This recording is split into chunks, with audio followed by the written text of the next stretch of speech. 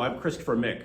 I'm a NASA Solar System Ambassador, and I'm proud to be presenting a program on the Artemis II mission for California Lutheran University's Lifelong Learning 50 and Better program.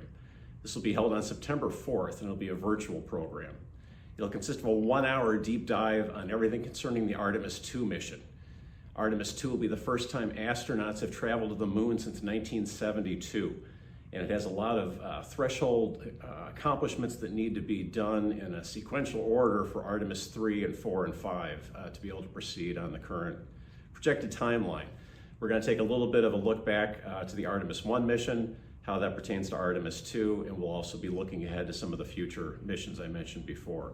There'll also be some connection to the Apollo program, the milestones, the timelines, the difference in technology and approach, and why the Artemis program has kind of a different goal than the Apollo program.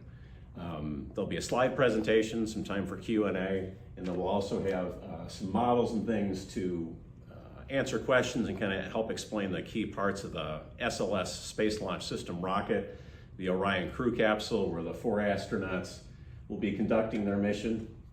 And these models are great and will help kind of isolate different parts of the infrastructure of the capsule, of the life support and control systems.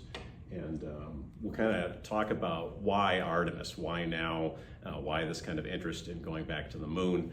Kind of a second space race, if you will, with the Chinese space program making strong efforts to also send astronauts to the moon in the near future. And we'll be looking at some of the extended architecture involved with this, development of electric rovers, solar-powered workstations, nuclear power, which has been in the news recently. There's also robotic missions that will not be involving astronauts that will be there. The Gateway space station, which will be assembled in orbit around the moon. So a lot of information to cover in an hour, but I'm excited to share the latest developments with you and kind of share my perspective. I've been lucky enough to cover as a contributor reporter on Artemis I for a local newspaper, and so was at the NASA press site and had some access that the general public really doesn't get to that, so that'll help provide some insights and information into the processing of the rocket and the vehicle assembly building, kind of the timeline on rolling out to the pad, doing dress rehearsals, and the actual launch, which is scheduled for early next year.